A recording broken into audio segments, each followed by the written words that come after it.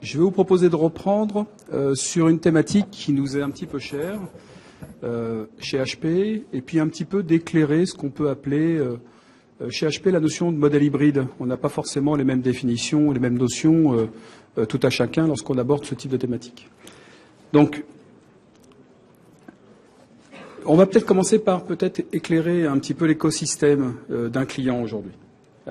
On l'a vu dans la première partie, on a vu l'évolution des usages, et on a vu que parmi ces usages, on fait appel à la notion de cloud, à la notion de mobilité, de big data, quoi. Tous ces usages aujourd'hui, on a bien mis l'accent dessus, et on voit aussi au travers de ces usages comment les métiers consomment l'IT et comment aujourd'hui elles sont à même d'aller consommer et utiliser ces différentes informations. Délivrer, acheter aussi, c'est ce qu'on voit. Les exigences qu'on voit au niveau des lignes métiers, c'est la partie haute que vous voyez au-dessus, ça accentue la façon dont on va opérer l'IT demain, et ça accentue aussi les principes de rapidité et de valeur pour ces métiers. Donc les métiers ont besoin de plus d'agilité, elles vont aller consommer des services à l'extérieur, et parfois elles vont se doter elles-mêmes, en nom propre, d'une gestion des processus IT. Donc on va trouver dans les lignes de business parfois des solutions IT, et notamment des solutions ITSM. Donc on verra, vous avez vu Service Anywhere, et Service Anywhere a un positionnement assez naturel par son agilité, par ce type de plateforme, par son innovation, d'aller directement maintenant dans les métiers. Pour l'IT central que vous trouvez au cœur ici, l'IT central, du fait que les métiers évoluent avec ces nouveaux services, ça fait évoluer son portefeuille de services. Donc vous allez trouver pour l'IT central un corps ITSM, elle aussi, elle va se doter de sa propre solution ITSM, et puis elle va devoir, elle, plutôt proposer des processus un peu robustes ITSM, pour pouvoir un niveau de productivité relativement élevé. Donc, on commence à avoir un modèle où les lignes de business, les différentes filiales au sein des organisations vont se doter elles-mêmes d'une solution ITSM, et puis pour le corps ITSM, aussi une solution ITSM. Mais comme les métiers vont consommer des services à l'extérieur, là vous pouvez le voir, on va parler de services collaboratifs que ces métiers vont consommer, on va parler de services cloud, parfois que ces métiers vont consommer, ça va demander à l'IT d'aller assembler les différents services, parfois de les produire elles-mêmes, parfois de les assembler, c'est-à-dire d'aller les acheter à l'extérieur, chez les fournisseurs, et puis de les intégrer au niveau du SI. Donc, on va retrouver les suppliers, et pour ces suppliers, ils vont parfois, eux aussi, venir avec des solutions ITSM. Donc c'est important, c'est-à-dire qu'on commence à avoir, dans ce qu'on appelle un modèle hybride, différents domaines où, que ce soit les métiers, que ce soit l'IT, ou que ce soit les fournisseurs, chacun, pour défendre un peu son agilité, son delivery model, on va tous venir avec un système ITSM. Donc ce qui est important, c'est de considérer qu'un modèle hybride peut ressembler à ça demain. Alors on va le voir après dans le détail, puis on va voir ce que propose HP dans ce type de delivery. Donc on va retrouver côté line of business une solution ITSM en place. Par exemple, ça va être pour supporter son périmètre applicatif. Comment est-ce que peut mieux répondre aux enjeux de son périmètre avec plus de flexibilité plutôt que de rentrer dans le corps ITSM de son entreprise. On va voir le corps ITSM proposer sa propre solution ITSM, et puis pour les différents fournisseurs, en fonction du domaine, on va les trouver eux aussi à proposer une solution ITSM. Alors, pourquoi est-ce qu'on propose des solutions ITSM du côté des fournisseurs? Donc HP fait partie de ces fournisseurs. Vous savez, nous on propose de l'outsourcing, dans le cadre de l'outsourcing ou dans le cadre du cloud, ça nous arrive, en proposant ces services, aussi d'avoir une solution ITSM en propre que l'on va utiliser parce qu'on fait du delivery mutualisé. C'est-à-dire que nous, côté HP, on a des équipes worldwide, et comme on a des équipes worldwide, elles sont toutes formées de la même façon, elles ont toutes le même modèle de delivery, elles ont tous des processus en commun, et donc pour réussir à garantir que notre modèle de delivery est efficient et qu'il est au bon prix, HP se dote de sa propre solution ITSM. Alors ça pose quelques problèmes aux clients, parce que côté client, on va retrouver au niveau du central IT, comment je peux faire pour intégrer deux solutions ITSM différentes, et puis ça va me poser pas mal d'interrogations sur le sujet. Est-ce que mon fournisseur doit intégrer mes propres solutions? Est-ce qu'au contraire, s'il a ses propres solutions, quel est l'impact sur la sécurité? Donc je vais devoir un petit peu réfléchir à ce que je dois mettre dans mes contrats et ce que je dois y mettre. Est-ce que ça répond à mes enjeux vis-à-vis de ce type de contexte? Donc on a parfois un contexte un petit peu hybride, où on a certains fournisseurs qui viennent avec des solutions ITSM, donc par exemple sur la outsourcing, par exemple sur le workplace. On va demander à un fournisseur de venir avec sa propre solution de workplace, et c'est lui qui va faire la prise d'appel pour moi. Donc il ne va pas forcément venir dans mes outils. D'accord, premier cas. Pour d'autres, c'est le contraire, c'est-à-dire qu'ils ne viennent pas avec une solution en propre et ils peuvent utiliser la solution du client. Donc, c'est-à-dire travailler pour une gestion d'incidents, de changements, de problèmes, ou ne simplement de faire état de sa CMDB, de simplement utiliser la solution du client. Alors, on verra, il y a les avantages, inconvénients dans les domaines. D'accord ? Donc ça, c'est un petit peu la représentation de ce qu'on peut appeler le modèle hybride vu par HP. Le modèle hybride, c'est de dire que les organisations, pour qu'elles gagnent en flexibilité, doivent accepter que tout ne peut pas être supporté par leur propre solution en interne. Ne pas contraindre son fournisseur, c'est aussi gagner sur les prix. Donc il faut accepter qu'un fournisseur vienne avec sa solution, et donc à ce moment-là, l'enjeu, ça va être de l'intégrer dans son écosystème. D'accord ?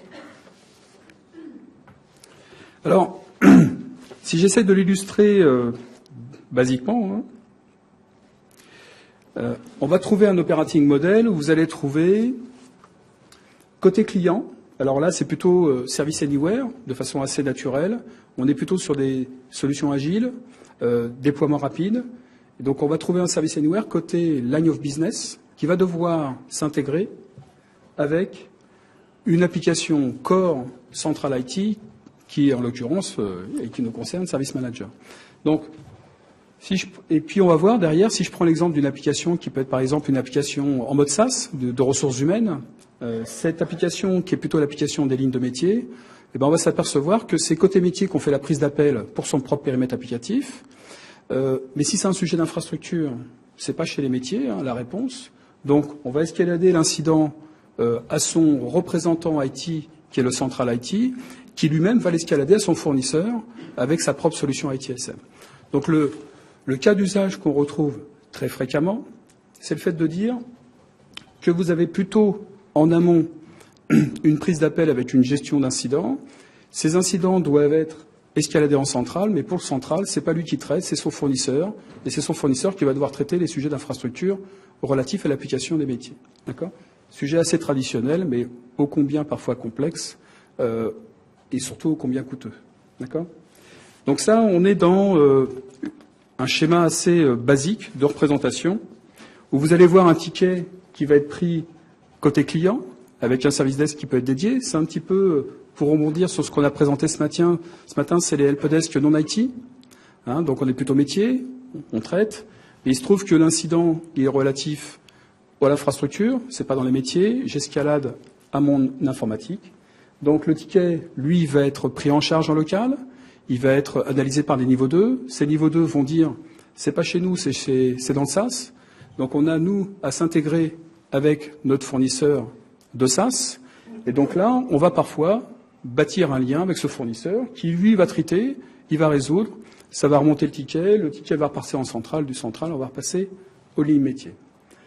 C'est des sujets qui sont parfois complexes, mais dans le quotidien, on les voit beaucoup plus que l'on le pense. Et on voit beaucoup plus la difficulté à bâtir un schéma d'architecture un peu standardisé et les enjeux que ça peut représenter. Alors, si on va un petit peu dans le détail, on s'aperçoit que vous avez ce type de représentation. Pour beaucoup d'entre vous, on va faire un mail avec son fournisseur. On va avoir un rôle au niveau de l'IT, un niveau 2, qui va escalader l'incident, qui va envoyer un mail à son fournisseur, qui va attendre la réponse. Donc parfois, le lien entre le central IT et le service provider, c'est un mail. Ça peut être assez simple. Et puis dans la vraie vie, c'est pas si simple que ça. Dans la vraie vie, lorsqu'on commence à parler à ces services providers, on commence à parler d'engagement de niveau de service. Donc on veut avoir des délais, d'abord, importants vis-à-vis de ces métiers, mais en même temps, on veut mesurer la performance de ces suppliers. Alors qui dit mesurer, Si j'envoie un mail, j'attends la réponse, à partir de quand on m'a répondu, etc. On avait plutôt une approche artisanale. Là, on est passé dans la méthode industrielle. C'est-à-dire que là, j'ai moi un système de centrale IT qui a la capacité de s'interfacer avec l'ensemble de mes fournisseurs. Et pour chaque fournisseur, cette capacité à traiter au sein d'une tâche dans un incident d'un périmètre donné et se faire en sorte que ce périmètre puisse être traité par un supplier externe et d'intégrer de façon dynamique le traitement d'incident entre ma partie et sa partie à lui. Donc ça veut dire que tout événement qui sera fait côté fournisseur, je vais lui demander, et je vais avoir cette exigence de dire toute mise à jour doit m'être remontée. Parce que je peux prendre des actions par rapport à votre périmètre. Donc là, vous allez avoir des workflows beaucoup plus complexes d'intégration, où vous allez devoir dire, lorsque c'est pris en charge chez vous, je vais être au courant, et là j'ai un compteur qui démarre. Lorsque vous êtes en résolution, je vais être au courant, et il y a un autre compteur qui démarre. Je vais à chaque fois que vous faites une action, remonter les actions dans mon système. Ce quotidien-là, on le rencontre très souvent chez les grands comptes. Il n'est pas forcément traité avec ce niveau de finesse et d'exigence, mais on voit qu'en même temps, on arrive avec difficulté à avoir ces mesures de performance des fournisseurs, et on est tout de suite relativement macro. Donc le principe de modèle hybride, c'est un petit peu ça. C'est un petit peu là-dessus qu'investit HP. Et ça nous amène à dire, mais un modèle hybride, mais si je devais faire un choix, d'abord, est-ce que c'est plutôt un système centralisé ou plutôt un système décentralisé dans lequel je dois m'engager? C'est-à-dire, en gros, est-ce que tous mes fournisseurs travaillent avec moi dans la même solution ITSM? D'accord? Quels sont les avantages et les inconvénients? Ou au contraire, est-ce que je suis dans un modèle complètement décentralisé, c'est-à-dire aucun fournisseur ne travaille dans ma solution et je me connecte avec leur système à eux? Ou est-ce que je suis plutôt dans un modèle between, où j'ai une partie des fournisseurs qui travaillent dans ma solution, puis une autre partie qui sont en dehors? Il n'y a pas de religion, il n'y a pas de solution en tant que telle. Il y a d'abord une réflexion sur le modèle d'outsourcing que l'on met en place avec ces applications. Et puis, on va se poser vraiment des questions un peu stratégiques sur ce type de plateforme. Ça a l'air assez simple. On voit que beaucoup d'implémentations sont... la réflexion est plutôt tirée par la technologie. Hein, est-ce que dans mon contrat, je dois faire allusion aux solutions ITSM de mon fournisseur ou pas? Si mon fournisseur vient avec des solutions, comment est-ce que je peux comprendre ce qu'il va mettre en œuvre et comment ce qu'il va mettre en œuvre peut être intégré avec mon périmètre? Qu'est-ce que ça implique en termes de sécurité s'il vient avec ses propres solutions? Si je dois m'intégrer avec lui, comment je vais m'intégrer? Est-ce que je vais faire un point à point avec mon fournisseur? Ou est-ce que je vais faire un bus d'échange? Parce que demain, j'aurai plusieurs fournisseurs. Si mon fournisseur vient dans mes solutions, est-ce que je dois, moi, assumer le périmètre de mon fournisseur dans ma propre solution? Je vais vous donner un cas d'exemple, un cas concret, mais vous allez trouver des environnements où le fournisseur a besoin d'avoir un ensemble de processus à disposition pour assurer le périmètre de son contrat. Et en ayant des exigences de processus, il a besoin d'avoir des systèmes sous-jacents pour justement assurer cette productivité. Donc on va devoir, nous, se poser la question, est-ce que c'est moi qui dois, en mon nom propre, mettre en place des systèmes pour mon fournisseur? Est-ce que je dois payer le projet d'intégration? Est-ce que je dois payer les licences? Ou est-ce que je préfère payer un service? Et auquel cas, je laisse mon fournisseur venir avec son modèle, son modèle d'optimisation, ses solutions. Mais s'il vient avec son propre modèle, je vais devoir m'intégrer. Autre point important, c'est que si j'ai plusieurs fournisseurs qui viennent utiliser ma solution ITSM, est-ce que je vais devoir paramétrer les exigences de chacun de la même façon, ou est-ce que je ne vais pas être contraint à paramétrer pour l'un une typologie d'incident, une typologie d'escalade, et puis pour l'autre, autre chose, un autre paramétrage? Je pense que tout à chacun, vous l'avez tous vécu, parce que ce n'est pas un sujet neutre, on est tous confrontés à ces exigences des fournisseurs, et on est tous confrontés à trouver le bon modèle. Un des enjeux qu'on note aussi, c'est la façon d'onboarder un nouveau fournisseur. Est-ce que j'ai besoin d'agilité si demain, on l'a bien vu, on parle d'environnement dynamique, on parle de cloud, on parle de beaucoup de choses. Est-ce que je dois aujourd'hui me doter en propre de ma solution et puis plutôt onboarder avec agilité des fournisseurs en fonction des nouveaux périmètres que vont m'imposer mes métiers? Ou est-ce que j'ai la solution idéale qui couvre tous les périmètres et je m'intègre avec différents fournisseurs avec un bus d'échange? Donc toutes ces réflexions-là, en fait, on doit les avoir dans le cadre d'un modèle hybride. Alors, juste peut-être pour faire état du marché, ça a l'air assez anodin de parler de ça, mais on s'aperçoit que le Forrester en parle, ils disent que c'est un buzzword, on parle d'intégration des services dans le cadre de l'ITSM. C'est plus qu'un buzzword. Ce que dit le Forrester, c'est que c'est un sujet, si on n'y est pas préparé, on le fera mal. Qui dit mal, dit il va nous coûter cher. Hein. C'est un peu la traduction. On le fera toujours mal et ça nous coûtera toujours très cher. Et puis quand on voit que le gouvernement anglais, récemment, a passé un contrat relativement significatif pour se doter d'un service provider dédié à l'intégration des services. C'est-à-dire que c'est lui qui va mettre en place l'architecture permettant d'aller connecter et d'onboarder l'ensemble des fournisseurs pour son client. Donc on voit bien qu'on rentre dans une spécialisation. On voit que c'est un sujet sensible. Quand vous voyez le montant concerné, c'est des contrats de longue haleine. On est en phase de transformation. Donc c'est des sujets très sensibles lorsqu'on parle d'intégration et de cette réflexion d'un modèle hybride. Donc là, vous avez un petit peu la traduction des enjeux sous-jacents à ce qu'on appelle le modèle hybride. Alors, peut-être pour simplifier, qu'est-ce que fait HP dans ce domaine ? Notre volonté, c'est un petit peu de simplifier ces contraintes d'intégration pour permettre à nos clients d'avoir plus d'agilité. Donc là, vous le voyez, typiquement, on travaille essentiellement sur l'intégration des différents services au travers de nos solutions, mais pas que. Hein. On sera aussi en capacité d'aller s'intégrer avec des solutions tierces qui ne sont pas des solutions HP. Mais l'investissement de la R&D aujourd'hui, vous l'avez vu dans Service Anywhere, et si on fait le pendant côté on-premise pour Service Manager, eh ben c'est la capacité d'implémenter des workflows complexes d'intégration, que ça puisse concerner des sujets d'incidents, des sujets de demandes standards, de toutes les standard requests que je peux avoir avec mes fournisseurs, parfois aussi de la gestion des problèmes. Donc quand on est un service provider, on connaît bien ces contraintes-là, parce qu'au quotidien, un service provider vient avec ses solutions et il contraint le client en fait à ce type de réflexion-là. Puis lorsqu'on est client, on n'a pas forcément anticipé dans sa stratégie d'outsourcing quels vont être les impacts ou quel type d'architecture répondra le mieux à moyen terme à l'ensemble de ces contraintes-là, et on va plutôt avancer en marchant. Donc, vous avez un ensemble de bénéfices dont on parle ici lorsqu'on passe dans un modèle hybride. Donc, le modèle hybride permet aux métiers de travailler à leur cadence, avec leur agilité, à la gestion des processus IT pour leur périmètre. Et pour autant, le monde est connecté. Hein. Donc, mon périmètre, je le connecte à mon informatique traditionnelle, mon informatique centrale. Et puis, pour l'informatique centrale, c'est travailler avec une multitude de fournisseurs, bien sûr de clients. Et donc, pour eux aussi, c'est de s'intégrer.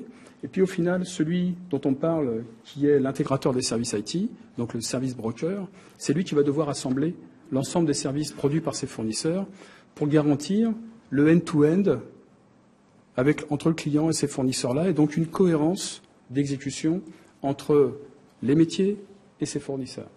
Donc, ce qui est essentiel en termes de bénéfices, c'est que ce modèle-là permet d'abord d'avoir une synchronisation des données entre l'ensemble des parties, ça c'est important. Alors, bien sûr, on va améliorer la qualité, mais c'est un peu traditionnel. Mais surtout, on va éviter les discontinuités qu'il peut y avoir entre des flux d'échange et la façon dont ces flux s'échangent entre chaque système. Est-ce qu'on passe du modèle industriel en préparant des fournitures adaptées aux flux d'échange, donc beaucoup parleront d'enterprise service bus, ou est-ce qu'on parle d'autre chose? Donc ce que propose HP aujourd'hui, c'est de travailler essentiellement sur ces contraintes d'intégration. Ces contraintes d'intégration dans les projets coûtent relativement cher.